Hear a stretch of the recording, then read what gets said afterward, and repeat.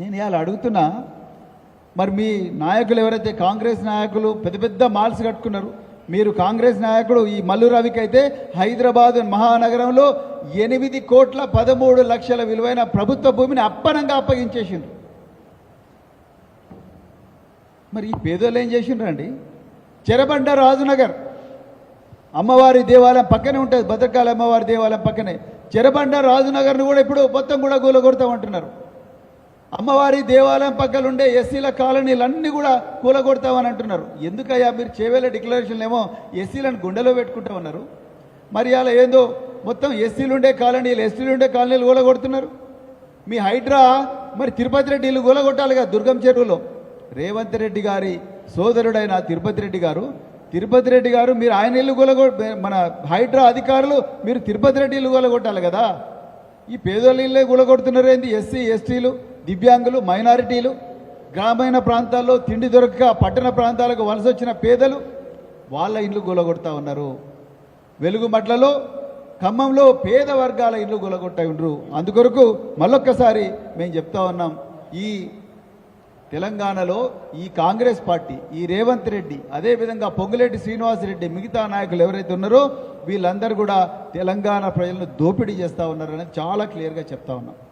ఇంకా రెండవది చివరి విషయం, మరి ఎన్నో సంవత్సరాల పోరాటం తర్వాత మరి కాజీపేటలో ఒక రైల్వే కోచ్ ఫ్యాక్టరీ వచ్చింది.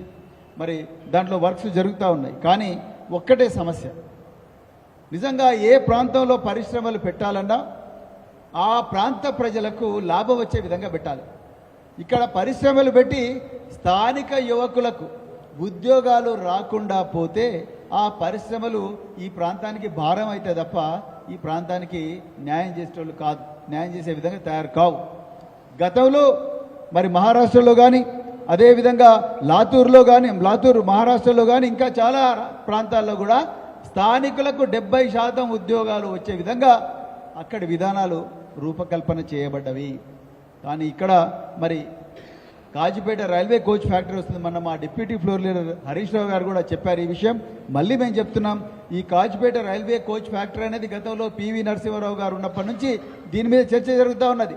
పెద్దలు గౌరవనీయులు తెలంగాణ తొలి ముఖ్యమంత్రి కేసీఆర్ గారు దీనికి 160 ఎకరాల భూమి కూడా ఇస్తామని చెప్పారు ఎన్నోసార్లు. మరి బీఆర్ఎస్ పార్టీ కూడా దీని మీద వీరోచిత పోరాటాలు చేసింది. అందరి పోరాటాల ఫలితంగా ఈరోజు రైల్వే కోచ్ ఫ్యాక్టరీ, రకరకాల పరిశ్రమలు వచ్చినా కూడా ఈ వరంగల్ ఉమ్మడి జిల్లా బిడ్డలకు దీనివల్ల లాభం లేకుండా పోతా ఉన్నది. తప్పనిసరిగా 70% ఉద్యోగాలు ఈ స్థానికులకే రిజర్వ్ చేయాలి. మరి బీహార్లో చేస్తున్న పరిశ్రమల్లో అంతా కూడా మరి తెలంగాణ వాళ్ళకి ఇస్తలేరు కదా, బీహార్ వాళ్ళకే ఫస్ట్ ప్రిఫరెన్స్ ఇస్తున్నారు. ఉత్తరప్రదేశ్లో చేస్తున్న పరిశ్రమలు స్థాపిస్తున్న పరిశ్రమలు ఏవైతే ఉన్నాయో అక్కడ యూపీ వాసులకే ఇస్తూ ఉన్నారు. కానీ తెలంగాణ వచ్చే వరకు మరి తెలంగాణ బిడ్డలకే ఇవ్వాలి, మొట్టమొదటి ప్రిఫరెన్స్ వాళ్ళకే ఇవ్వాలని చెప్పి డిమాండ్ చేస్తూ మరొక్కసారి ఈ ప్రజాపాలన ప్రగతి ప్రణాళిక అనే ఒక డ్రామా ఏదైతే, హై వోల్టేజ్ డ్రామా ఏదైతే 99 రోజుల పాటు పాలన పడకేసే డ్రామా